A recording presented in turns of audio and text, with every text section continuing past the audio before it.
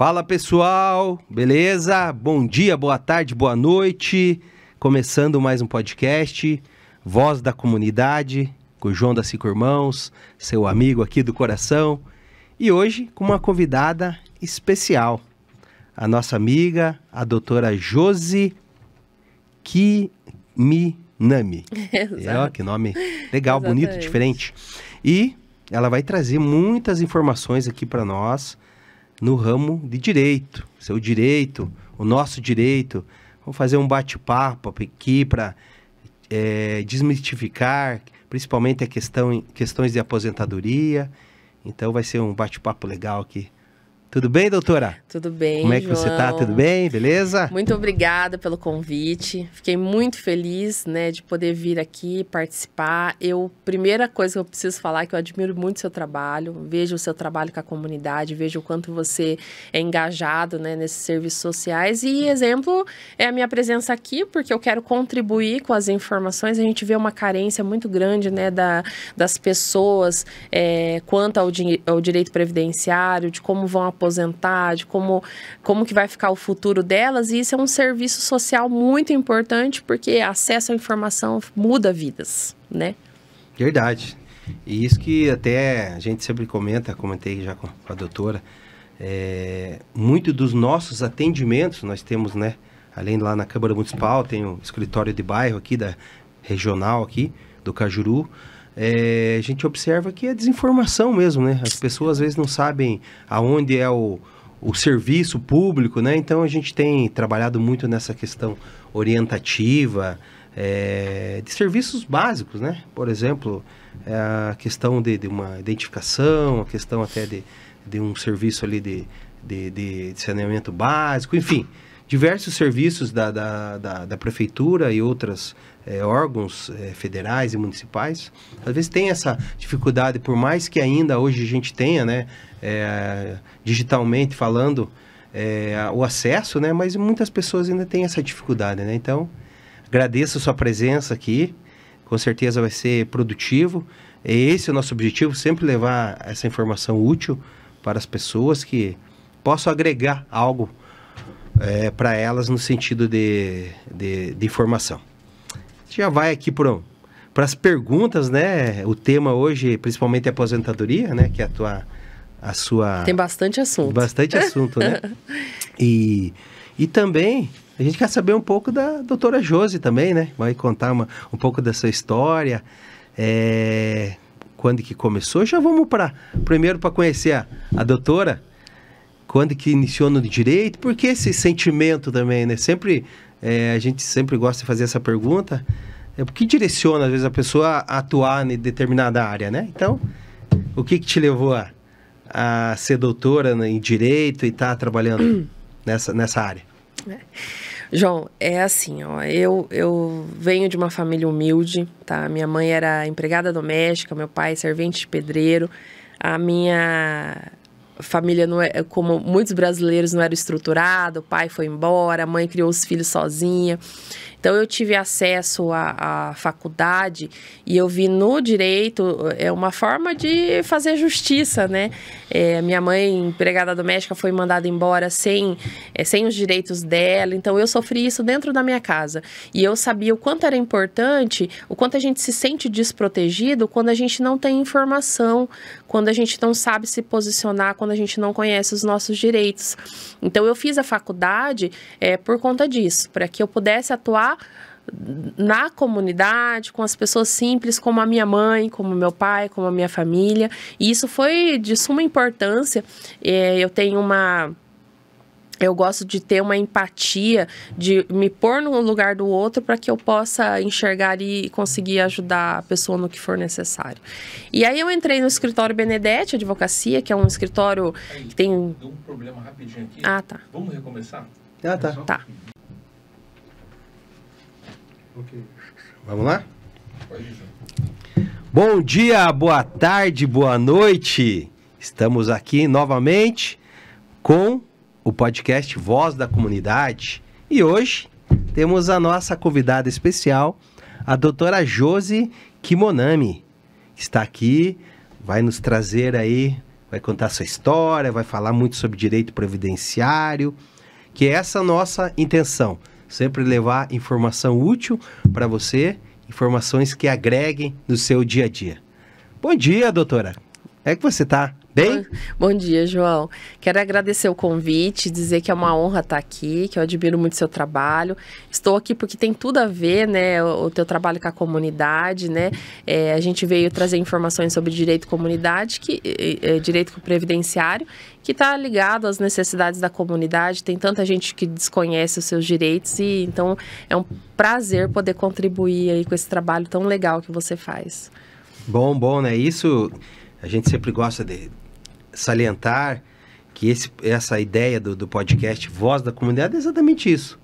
Dar voz à comunidade, dar informação útil, trazer pessoas aqui relevantes, com trabalho que de fato impacte a vida das pessoas. Então a gente tem já há algum tempo, acho que já estamos na edição 5 agora, dos podcasts. Hoje vai ter o grande lançamento também. E a gente sempre está com essa preocupação, principalmente nas áreas mais vulneráveis da nossa cidade. A gente tem esse foco também nesse trabalho social. Então, por isso, esse convite para você vir falar aqui para nós sobre direito previdenciário, que é uma dúvida, né? É uma dúvida muito geral comum do Brasil. Muito comum, mudou recentemente, não tão recentemente, mas as pessoas ainda têm muitas dúvidas em relação ao direito previdenciário. Quanto tempo de pagar, enfim, vale a pena, vale uma privado, público, enfim, muitas dúvidas que a gente já vai entrar no bate-papo, mas antes disso, dessas informações, queremos conhecer a doutora Josi, né? O que levou a trabalhar com direito? Conta a sua história aí desde o início, como foi a entrada, ingresso na universidade, na faculdade, que caminhos que você trilhou para chegar, não, isso que eu quero fazer, eu quero trabalhar com direito para estar aí servindo a sociedade. Sim.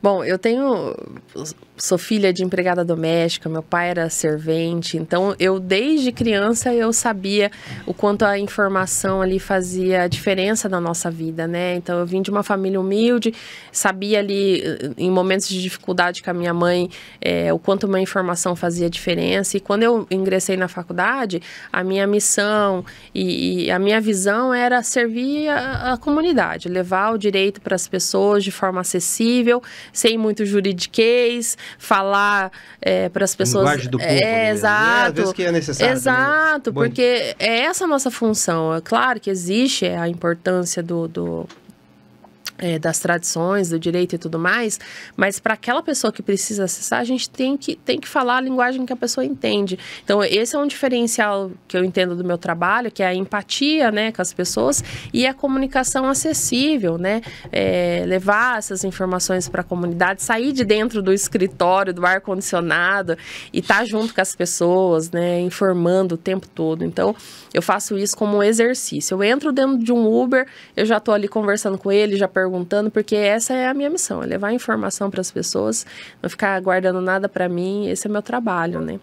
E o direito previdenciário, ele é 100% social, né? Tem um viés social muito forte, né? As pessoas desconhecem os seus direitos.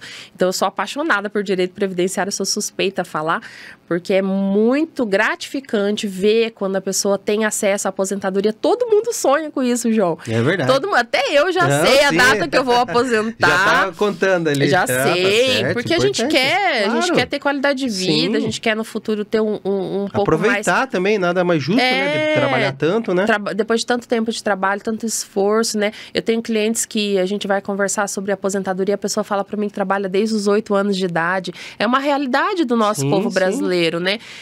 Então, muita gente fala, mas aposentadoria, não vai ter mais aposentadoria para pessoas tão jovens. Mas, gente, nossa realidade é diferente. Pessoal com 7, 8 anos ia ali com o pai, com a mãe para a roça, né? Então, assim, a gente tem que olhar para a realidade do nosso país e entender o nosso contexto do direito previdenciário com essa realidade, sabe? Então, é importante. Você comentou da questão da empatia. Vamos já ao ponto, achei legal essa tua definição em relação ao seu trabalho. Baseado nisso, a gente tem conversado sobre essa questão de trazer, né, distribuir essa informação, dar mais acesso ao direito às pessoas, sobretudo, né, pessoas que mais precisam na nossa sociedade, pessoas mais vulneráveis. Essa parceria, você representa também a Benedetti, né? Benedetti Advogados, né, que é uma empresa já tradicional. Conta um pouco a história também da Benedetti, acho que ela é do interior do estado, agora está em Curitiba também. E daí já aproveita, fala um pouco desse projeto que você vai trazer em parceria para as comunidades aqui, vai começar na região do Cajuru, até já tem uma agenda aí dentro dos próximos 15 dias, 30 dias. E qual que é a ideia desse projeto e qual o formato que vocês buscam trazer e levar principalmente para a comunidade? Tá. Bom, o escritório Benedetti, ele tem 26 anos já de atuação na área.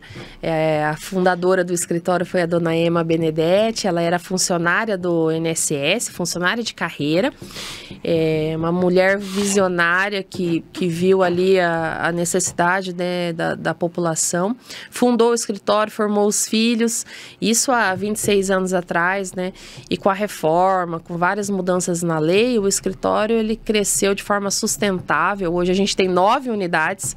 Curitiba é a mais recente, abri aqui faz 5 meses, né?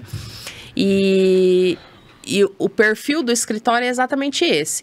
É agir com empatia e levar a informação até a comunidade. Nós fazemos um serviço gratuito de ir até a comunidade, levar a informação. Claro, se a pessoa demandar uma ação ali, é outro assunto, mas a informação faz diferença, porque a aposentadoria ela não começa quando a pessoa fecha a idade ou quando a pessoa já tem um tempo de contribuição. Tem uma boa parcela que precisa de um planejamento. Então, quanto mais cedo a pessoa começa a pensar sobre a aposentadoria, maior as chances dela conseguir conquistar isso a longo prazo, né?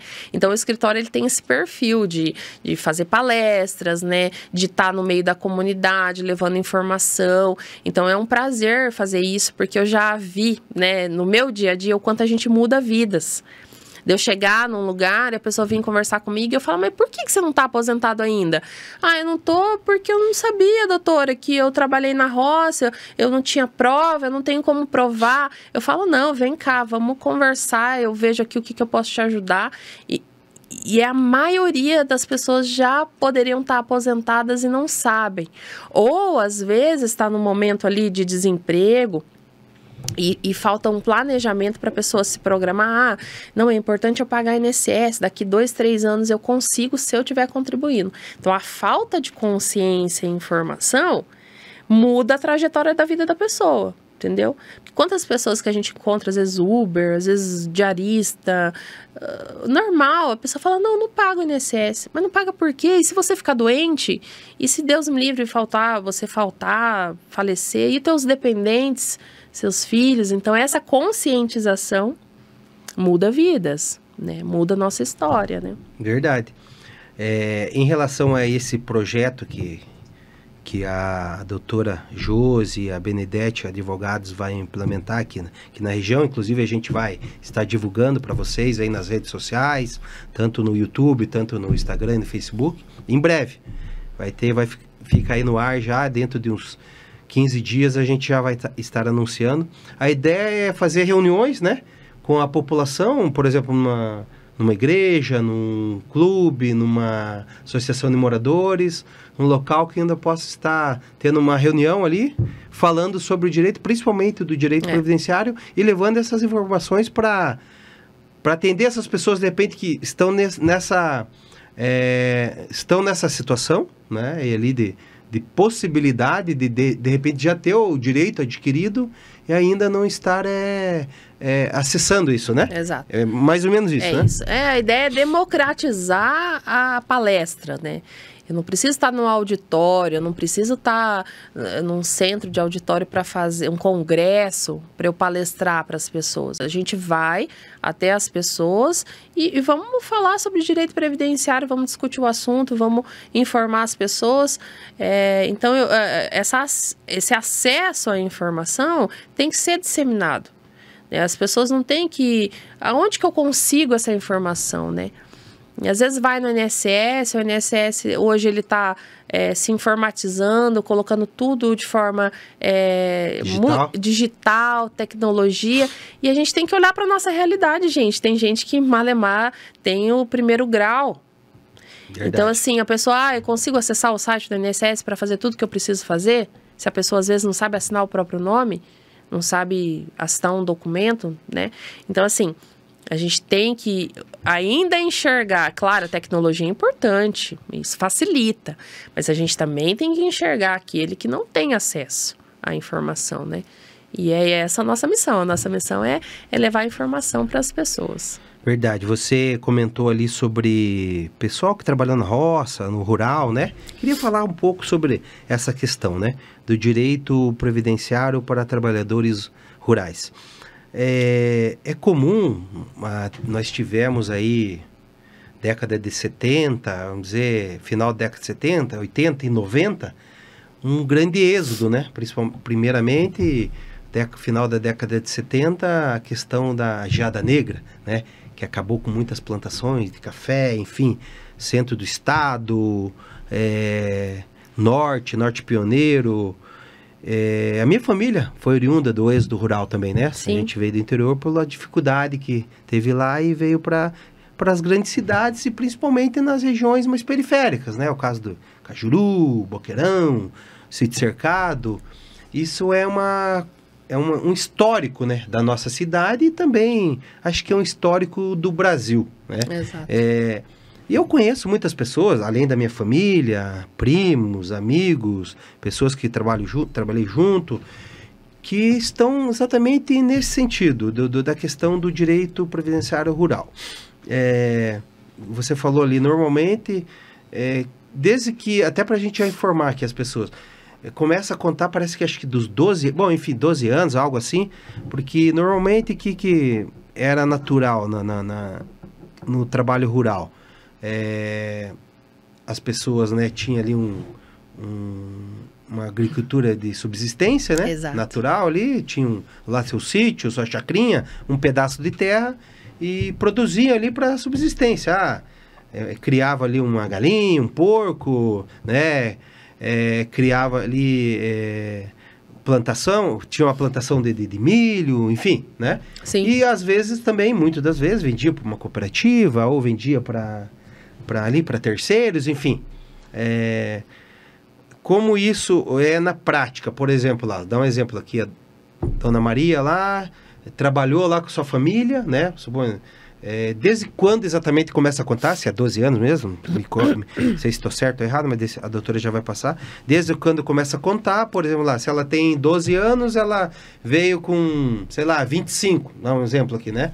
Então, em tese 12 até 25, ela teria 13 anos, né? É mais ou menos isso, né, doutor? Até é bem básico, muitas pessoas já sabem disso, mas tem muita gente que ainda não sabe, né? Muita gente não sabe. E daí tem que ter uma comprovação mínima lá, um documento da época, acho que da terra, ou que era alocada essa terra. Como é que é isso? De maneira assim até mais ampla, né? Tá. Mas assim, para as pessoas que às vezes estão nos ouvindo e está nessa situação. Sim. A lei, ela não traz uma idade mínima, João. Então, quando não tem escrito na lei de forma taxativa, um número, fica à mercê da interpretação do juiz. Sim. Então, durante muito tempo se falou que era possível pedir rural a partir dos 14. Depois eles começaram a reconhecer desde os 12. E hoje a gente tem uma jurisprudência, que é um conjunto de decisões nos tribunais, que alguns juízes aceitam o rural desde os 8 anos. 8 anos. Desde os 8 anos. Que era uma realidade, né? Era uma realidade. Então, o que a gente conversa ali com a pessoa, né? Com quantos anos o senhor começou a trabalhar? Eu já ajudava meu pai. Meu pai plantava café, eu limpava o pé do café. Eu ajudava o meu pai a passar eles separavam o café, deixava secar. Então, assim, hoje, na nossa realidade, a gente entende que uma criança de 8 anos não trabalha. Mas a gente está falando da década de 70 e 80, que as famílias eram compostas por 12, 15 filhos e que era muito importante que todo mundo fosse para ajudar na subsistência. Então, é uma realidade da época. E a lei, ela tem que reconhecer essa realidade, né? Que as pessoas começavam a trabalhar muito cedo. Tem juízes que falam assim, mas é trabalho de exploração infantil, e aí se a criança estudava, já não era. Mas não era assim. Às vezes a criança ajudava... outra, né? A criança começava a ajudar meio Até período. menos, né? De 8 anos, né? Exato, exato. Sim, tem cliente verdade. meu que me conta, ele fala, olha, doutora, comecei a trabalhar com 6 anos, meu pai me levava. Sim. Os meninos iam, né? As meninas E não também. tinha com quem deixar, levava, né? Ia Acabava todo mundo. trabalhando. Ia todo mundo ali na carroça e não tinha o que ia todo fazer. mundo. Então, assim, começando por aí, né? Desde muito jovem, o pessoal trabalhava ali na roça e não necessariamente você precisa ter um documento de terra para comprovar, porque a realidade de muitos era a boia fria. Sim, é verdade. Boia fria. Ia todo mundo no caminhão, né? passava um caminhão, colocava todo mundo dentro do caminhão e ia lá para uma terra trabalhar. Então, essas pessoas não têm recibo de pagamento de patrão, porque trabalhavam não tinha terra, não tinha nada. Só... Então, a gente, na expertise ali, né, do direito previdenciário, a gente sabe que o juiz vai querer documentos da família que comprove de alguma forma que aquela família estava no meio rural. Então, o que a gente explora? Primeiro que eu vejo, por ter empatia, eu converso com a pessoa e entendo a história de vida dela. Onde morou, se estudou, se o pai estava vivo, se os irmãos casaram, quem nasceu, de 12 irmãos, quem são os mais novos, porque daí a pessoa nasceu e o pai foi no cartório registrar. Era uma época muito difícil, não se tinha documento. Mas uma coisa que não podia deixar de ser feita é registrar um filho no cartório, quando nascia. Ou quando casava. Ou quando ia matricular a criança na escola. Então, isso gera documento. E aí, esses documentos, a gente entende a história de vida da pessoa, pergunta e vai direcionando. Através do documento, né? Também, né? Vai contando a história dela através dos registros, às vezes, né? o pai passou uma vez no sindicato rural e fez um cadastro, né? Aí sim, tem gente que tem terra, daí tem registro de terra, tem nota. É mais fácil, né? É mais fácil, mas não era a realidade de todo mundo. Então, nós temos ali mecanismos, né? Nós sabemos ali o histórico e direcionamos a pessoa. A gente não fala assim, vai lá e pega a prova rural. Não é assim. Você tem que saber por onde a pessoa passou, que cidade que a pessoa passou. Às vezes a pessoa fala assim pra mim, doutora, eu não tenho nada, Aí eu vou ver lá... Começa a puxar, eu começo a entrevistar, falo assim, mas você não estudou? Sim, você escola, né? Teu irmão não tirou a reservista? Com 18 anos, os meninos tiravam a reservista, o RG. É verdade. Aí a gente pergunta, e aí acha lá um documento super antigo, guarda a reservista, tá lá, lavrador. Então, a indicação que a gente procura nesses documentos é a profissão da lavoura, né? Sim. Como agricultor e tal. Então, é totalmente possível, gente. Se vocês foram realmente do meio rural, algum registro, por algum lugar que passou, a família ali deixou um rastro, algum documento vai ter. E a gente tem outras formas também. Tem juiz que aceita testemunha. Então, é possível. Tem que consultar um profissional que vai te direcionar e vai te dar essa possibilidade. Então, você estava falando, a pessoa começou a trabalhar com 8 anos. É impossível a partir dos 8 anos. Jurisprudência a partir dessa idade. Exato. Aí a pessoa, vamos supor, começou a trabalhar com 8 anos. Ficou na roça até os 18. Já temos 10 anos. Aí a pessoa veio para a cidade, tem lá, no caso do homem, 25 anos, né? Porque a lei antiga falava em 35 anos de contribuição e o tempo rural conta como tempo de serviço. Então, pega 25 anos da cidade, mais 10 anos de rural, fechou pelo menos o mínimo que a lei exigia, né? Que tem, eu vou falar mais pra frente, mas teve umas alterações aí. Não é mais um cálculo, assim, objetivo, 35 e 30, como era na lei antiga. Mas ainda tem essas possibilidades. O rural ajuda muito a antecipar as aposentadorias. Sim. E já ainda na questão rural, hoje ainda, lógico, daqui um tempo... não vai ter essa jurisprudência, né, de 8 anos? Será que ainda conta, vai acabar contando? Mas tudo tem que ser analisado no momento também. Documental no momento que você vai acessar esse direito do tempo, vai né? Acabando, né? Vai acabando. Por quê? Quem nasceu na década de 70 ainda tem um aproveitamento. O rural, ele é contado sem ter que contribuir até 1991. 30 de outubro de 1991 veio uma lei que alterou que, assim, quem trabalha na roça dali para frente e quer aposentar por tempo de contribuição tem que pagar INSS, a partir de 1991. É claro que se a pessoa está na roça até hoje, é uma outra modalidade que é a aposentadoria rural, aí não precisa ter contribuição, a pessoa tira nota ano a Sim, ano. daí... Então, o INSS, ele tem tipos de benefício, espécies, né? A gente tem a aposentadoria por tempo de serviço e a aposentadoria por idade rural, que daí são requisitos diferentes. Mas vamos retomando. A gente tem lá o pessoal que nasceu na década de 70 e 80. Se a gente tem que limitar o rural até 91, quem Então, nasceu ainda... em 86, 80, tem um aproveitamento menor de tempo rural. Entendi. Mas, por exemplo, se você nasceu em 85... se você nasceu em 85, com 6 anos já dá 91. Então tem que ser um pouquinho antes de 80. Anterior é isso. Um pouquinho antes de 80. Esse pessoal que trabalhou na roça ali de 70 a 80, ou até ficou na roça até 1991, é possível utilizar, né? Respeitando a idade mínima ali de 8 anos, né? Você comentou ali também da questão da pessoa não pagar nada, né? Isso é um problema também, né? Aquele famoso carnezinho que muitas pessoas usavam, ainda existe hoje, né? Como que, por exemplo, o cara é informal, que é uma realidade brasileira. Hoje o mercado informal ainda, apesar que muitas, por exemplo, o MEI que veio para contribuir, está trabalhando nesse sentido, foi feito, o governo federal tem trabalhado nesse sentido que as pessoas cada vez busquem mais, porque também tem que fechar a conta, né? É uma conta complexa, né? Não só aqui no nosso país, mas em muitos países do envelhecimento da população, da questão da conta ficar cada vez mais pesada, da previdenciária. Hoje, por exemplo, uma pessoa que é informal, como que ela pode... tá se adequando e pagando, e qual o mínimo que ela pode pagar e como é que já ela pode se organizar nesse sentido? Tem onde que ela vai, por exemplo? É no site do INSS, quem que ela busca? Eu quero pagar alguma coisa. Até você falou para uma segurança, acontece alguma coisa no sentido de uma pensão, por exemplo, acidente de trabalho ou qualquer outro sentido, porque ele tem esse benefício do INSS. Como é que ele pode fazer hoje? Tá. Normalmente, até para a gente fazer a avaliação e a orientação de forma bem assertiva, a gente precisa entender o histórico de vida da pessoa, né? Como eu disse, trabalhou na roça, veio para a cidade, quanto tempo falta para se aposentar, porque tem ali os requisitos de cada tipo de aposentadoria. Então, vamos supor que você está bem próximo de aposentar por tempo de serviço. Tem 10 anos de rural, trabalhou mais 20 anos na cidade, precisa contribuir por mais 5 anos. Tem um código específico para aposentadoria por tempo de serviço, que a pessoa tem que pagar em torno de 20%. Claro que ela pode escolher o valor que ela vai pagar.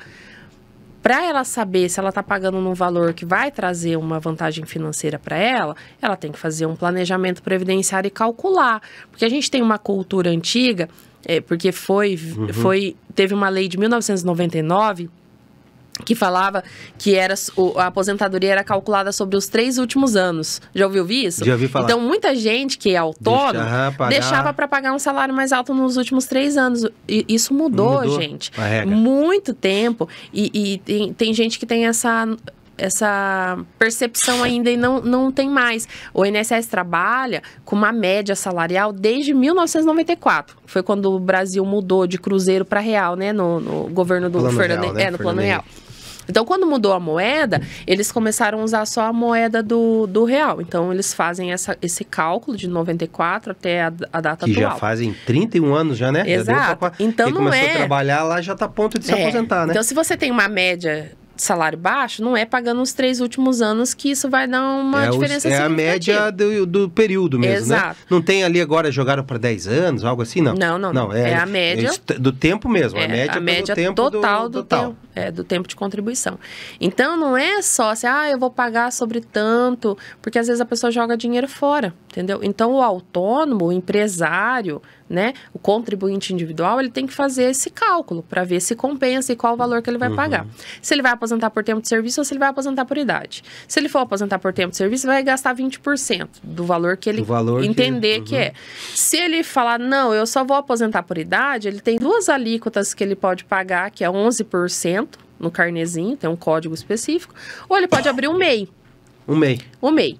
O MEI, ao meu ver, ele tem um custo-benefício interessante, é um CNPJ, né? É um CNPJ, é uma alíquota reduzida de 5% para quem não tem outro CNPJ aberto. Então, se você nunca teve uma empresa, você pode abrir um MEI e pagar.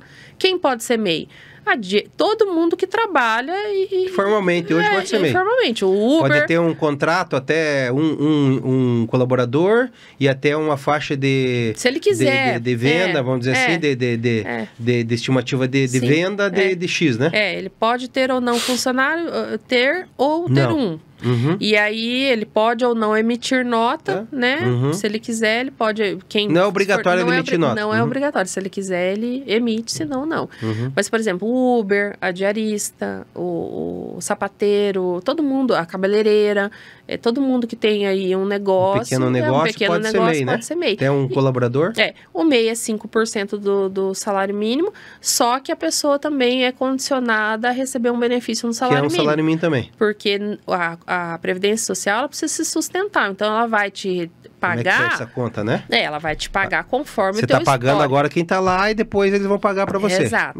Então, ela vai te pagar conforme o teu histórico de pagamento. Então, não tem como você pagar salário mínimo e querer aposentar no com teto. 3, você vai... É proporcional para a receita, para a coisa bater, né? Sim. Então, a contribuição para quem está na informalidade, ela é muito importante, gente. Porque, imagina, você está trabalhando de Uber, um exemplo, né? Comum, né? Sim. Aí você sofre um acidente e daí? Você não consegue ganhar o teu dinheiro trabalhando. Se você não está pagando INSS, você não recebe. Não recebe. Aí tem gente que fala assim para mim, mas eu vou investir meu dinheiro. Gente, a cultura do Brasil, é difícil as pessoas que têm essa consciência, até mesmo porque a gente está vivendo com o mínimo, né?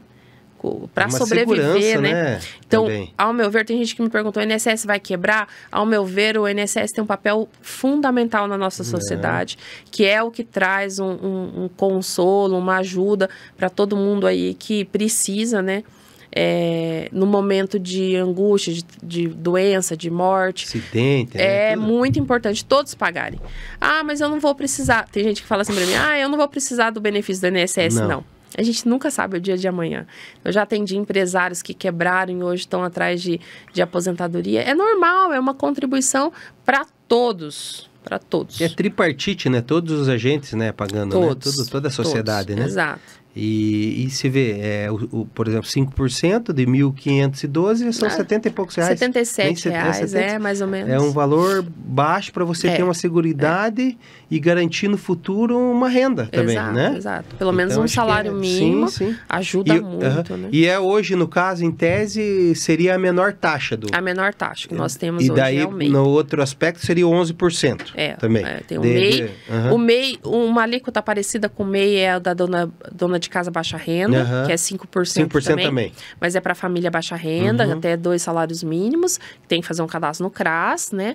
É a dona de casa, né? Que é importante contribuir, também é 5%. Aí vem o MEI, 11% no carnê. Aí tem o código do facultativo, que é aquela pessoa que não exerce atividade. Por exemplo, um adolescente, um estudante, ele pode começar a contribuir a partir dos 16 anos, né? Também tem um menor aprendiz, que pode ter registro antes, né? Mas a partir dos 16 anos você pode... Que é os 5% também. Não, é os 11%. Os 11% daí. Em cima com a alíquota do salário mínimo. Do salário Sempre mínimo. como base o salário mínimo. Vai dar 166,98 centavos, 11% do salário mínimo. Então, é importante, né? Desde cedo ter essa consciência, né? E é isso, a contribuição do contribuinte individual. Nossa, o papo é tão legal e interessante, mas a gente tem um tempo aqui. Já vamos para o encerramento, que é 30 minutos, mas enfim, vamos aqui, bate-bola, né? Que já tem a ver também, né? Vamos umas perguntinhas, você já responde rápido assim, tipo toma lá da cá, rapidinho assim, tá? Bom. Vamos lá. Aposentadoria aos 55. Ainda dá? Dá. E é até bom, gente, essa pergunta é muito legal, Aham. porque assim, eu não falei da aposentadoria da pessoa com deficiência. 2013, a gente tem uma lei que muita gente desconhece, que trouxe requisitos diferenciados para aposentadoria da pessoa com deficiência. Então, a mulher que tiver 55 anos de idade e tiver 15 anos de contribuição na condição de pessoa com deficiência, ela pode aposentar mais cedo. Porque a idade comum é 62. Mas a pessoa com deficiência, a mulher, pode aposentar com 55. O homem é 60 quando é PCD. E também tem um trabalhador rural. A mulher com 55 anos que está há 15 anos na roça pode aposentar com 55. O homem é 60. E 55 anos de idade. Se a mulher tiver tempo rural, tiver insalubridade, né? Tem gente que trabalha na área da saúde, trabalha em empresa que tem barulho. Tudo isso, se somar e der com uma aposentadoria ali com 55 anos de idade, desde que ela tenha o tempo de contribuição e o pedágio de quando mudou a lei. Então, esse pedágio que eles instituíram quando teve a alteração da lei, ele ainda tem uma regra que não tem idade mínima. Aí o segundo pedágio começa com a idade de 57 anos mulher e 60 anos o homem. Então, sim, a resposta é, tem aposentadoria. Né? É possível aposentar com 55 anos. Sim. Tempo de contribuição vale mais que idade? Tempo de contribuição vale muito mais que idade. Porque se você não tiver o tempo mínimo de contribuição, você vai ter acesso talvez a um benefício só, que é o assistencial, que a gente chama de benefício de prestação contínua, o pessoal conhece como LOAS, que é para a família baixa renda com 65 anos. Então, todos os outros benefícios dependem de contribuição. Só esse que é o por idade. Então, tem gente que pensa assim, quando eu chegar a 65 anos eu vou aposentar. Mas se a renda não passar lá, que é um critério de miserabilidade. Então, não é para todo mundo esse benefício. Específico, né? Todo o restante tem que ter contribuição. Então, vale mais a contribuição do que a idade. E hoje, até a questão ali, por exemplo, dá um exemplo bem rápido aqui. O cara começou a trabalhar com 16 anos, lá atrás, né? E hoje, com 35, 51. Então, ele tem 16... mais 35 trabalhado, né? Sim. Uma empresa só, vamos dar um exemplo aqui. Que Sim. É raro, mas sempre tem, né? 51 anos, ele pode aposentar. Tem os 35, porém, tem algumas... Tem o pedágio. Tem o pedágio, no caso. Hoje, a gente não consegue mais dar uma resposta objetiva. O homem aposenta com 35 e a mulher com 30. Porque em 2019, com a reforma, eles colocaram uma regra assim.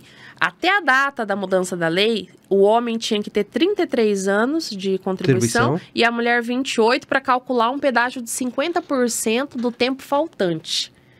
Então, para eu responder isso daí, eu preciso ver quanto tempo a pessoa tinha na data da mudança da lei para eu calcular se vai ser o pedágio de 50% ou o pedágio de 100%. E o pedágio de 100% ele já vem com a idade mínima. A mulher 57 e o homem 60. Tem que ter... Daí, nesse caso aqui, ele teria que ter 60 anos. Se e a mulher, se ele 57. Isso. Se ele não tinha na data da mudança da lei 33, ele vai para o pedágio de 100%. E mesmo que ele tenha os 35, ele vai ter que esperar os 60 anos. Mas daí ele continua contribuindo ou não? Só esperar a idade? Continua contribuindo. Tem que calcular o pedágio dele. O pedágio não é exato, vai depender de cada caso. Então, tem gente que vai ter que pagar 5 anos a mais de pedágio, 2 anos. Vai depender do tempo que tinha na mudança e na alteração da lei, né? Então, é individual. Individual, não dá mais pra falar. Entendi. Dá para viver só do benefício do INSS? Gente, a nossa realidade no país está tão complicado, né? Quando a gente vai no mercado, a gente tem visto o custo de vida como está alto. Então, é muito difícil uma família que sobrevive de um salário mínimo. Por isso que eu ressalto que é importante você fazer um planejamento previdenciário. Se você tem outros investimentos, outras rendas e não vai depender só da aposentadoria, você pode ficar com um salário mínimo. Eu pago um salário mínimo para o INSS, mas eu tenho a minha previdência privada pela OAB, eu tenho outros investimentos, eu fiz um estudo, eu vi que eu posso pagar salário mínimo para o INSS. Mas porque eu tenho outras estratégias. Se a gente for depender de um salário mínimo só, a vida vai ficar um pouco mais complicada. Os idosos dependem aí para comprar remédio, tá tudo muito caro, né? Nem tudo a gente tem acesso ao serviço. O ideal é diversificar, né? Diversificar. né? Exatamente. Dá para a gente sobrevive, né? Não vai ter uma qualidade mínimo, a gente maior de vida, né? Mas dá, né? Aqui agora para encerrar. Um erro comum que atrasa as aposentadorias, o mais clássico assim que você vê no teu dia a dia lá. A falta de planejamento. O estudo, saber quanto tempo tem e traçar uma estratégia. Eu preciso pagar mais, preciso pagar menos, não pago de vez em quando. Então, se você consultar um profissional e ele te orientar certinho, você vai ver que para você, dentro do teu histórico, qual é a melhor alternativa. Então, o nome é planejamento previdenciário. Se planeje, que daí dá para pensar no futuro e garantir o mínimo aí, para ter um pouquinho mais de sossego, né? Um pouco mais de segurança, né? Mas para isso, temos a doutora Josi aqui, né? Vai estar conosco aí nos projetos, né? Agradeço a sua visita, a sua presença. Que pena que o nosso tempo aqui é escasso, mas com certeza deu uma boa já informada aí no pessoal. E deixa o teu Instagram pro pessoal, né? Se acompanhar teu trabalho, com certeza tem conteúdo lá que você pode estar... No Instagram vocês me acham como Josi Kiminami. E também tem o Instagram do escritório, que é Benedete Advocacia, né? Quero agradecer a possibilidade aí da participação, dizer que é um prazer poder ajudar as pessoas com informação. Tenho certeza que muita gente ouvindo aí a nossa fala vai acender uma lâmpada, assim, né? Vou atrás disso. Com certeza. Porque faz diferença, gente. É isso, com certeza. Né? É o futuro, né? Das pessoas. É isso que você falou. Planejamento. Planejamento, execução e controle, como diz na administração básica, né? Sim. E na área da aposentadoria, na área do direito, qualquer área é extremamente importante. E, João, parabéns pelo teu trabalho. Eu fico, assim, feliz de poder contribuir de alguma forma, mas eu sei que você já está aí num caminho extraordinário, faz um serviço muito legal com a comunidade. Obrigado. Eu que agradeço a sua participação e vamos estar aí mais vezes e, com certeza, esses projetos vai trazer aí informação e benefício para nós comunidades. Muito obrigado, Jô. Deixa um tchau aí. Tchau, pessoal. E vamos que Precisando, a gente tá. Seguimos juntos aí. Valeu? Obrigado, galera. Tchau, abraço, até a próxima.